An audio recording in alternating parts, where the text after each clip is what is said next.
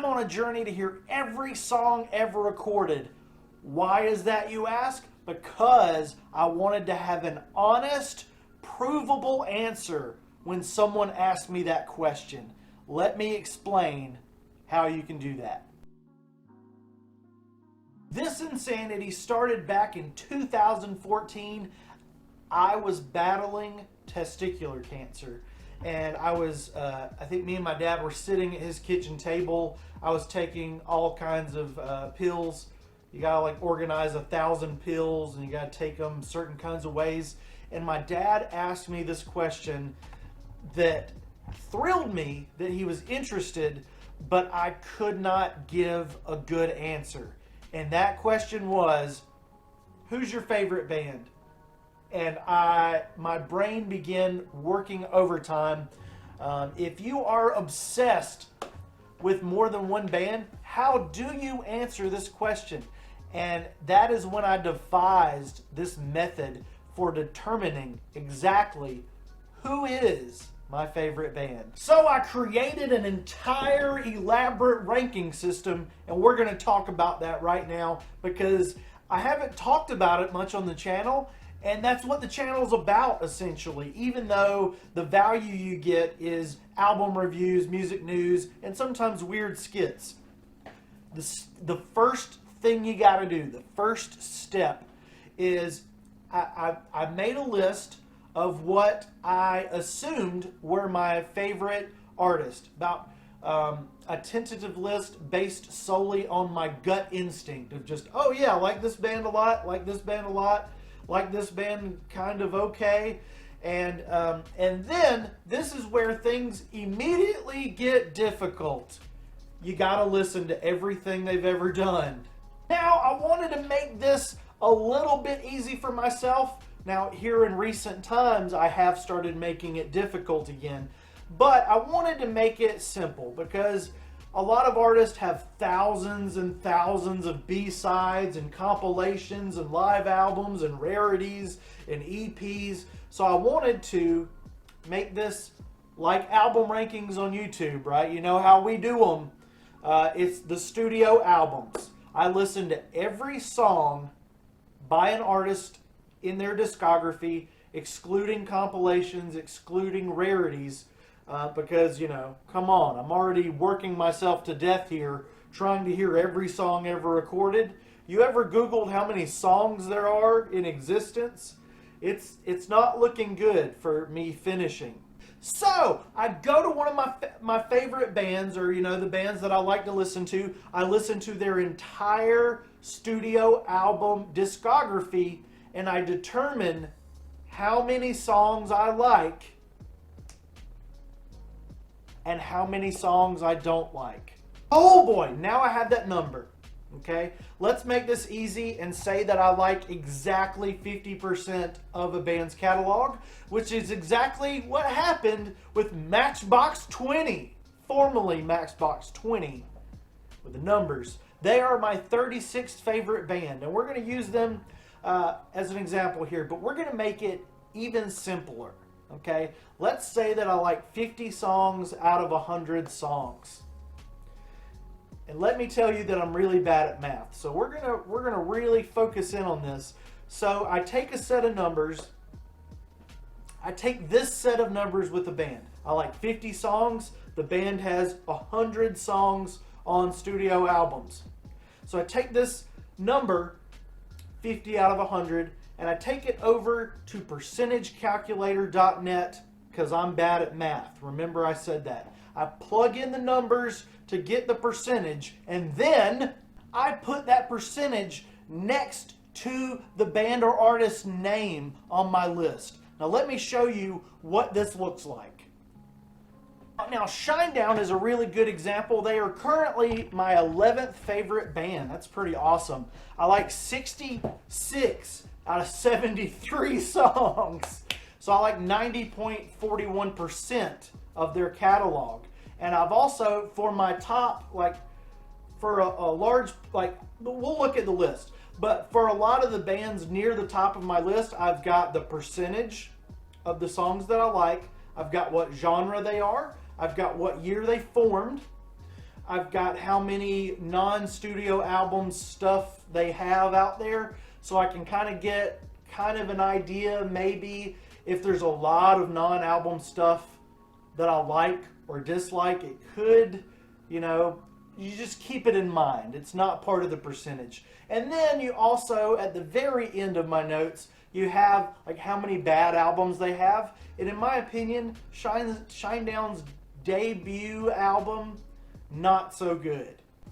I also have notes about the bands that have disbanded, as well as this really interesting one right here, where it says, and I quote, beginning of suckage. So, beginning of the suckage. This is where my favorite bands start to suck a little bit. My 28th favorite band, sadly, is the Sex Pistols. They've got that one really great album, and that's it. Then moving down to my 46th favorite artist is Courtney Love, which my note says, this is where things get bad with no solid albums. So 46th favorite artist all the way down. Nobody's got any just perfect 5 out of 5 albums. Now, there are some solid albums from bands lower than Courtney Love, but she's the first artist on my list where her one album is pretty bad, but it's got some good songs on it. And this is something that I've been trying to figure out lately, is like, what is the worst band with the best album? Like, what's like a really terrible band that have a really good album? I haven't quite narrowed it down yet, but I'm working on that.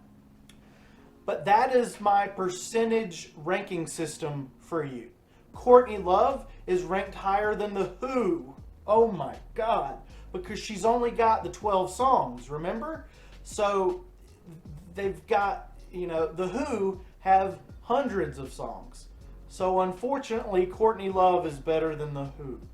What the fuck? Rock and roll tragedy, as Billy Joe Armstrong would say. But that's the numbers game for you.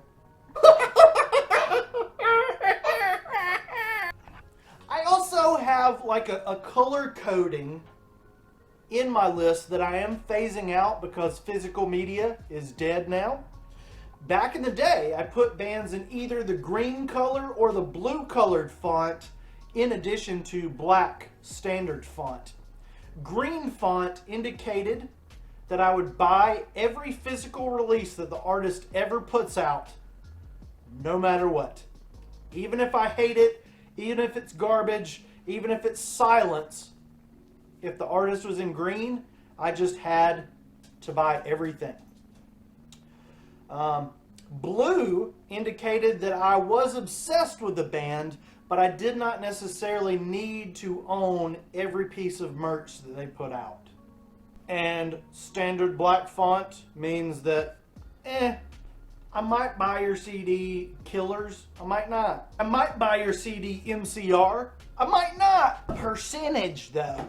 The percentage is what we're here for. That's why you're watching the video. Once an artist has their percentage put by them, they are ready to be ranked.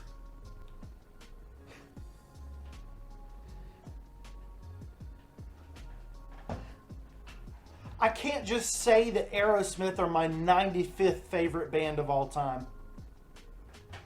I have to have proof. I have to have proof for myself and for others like you.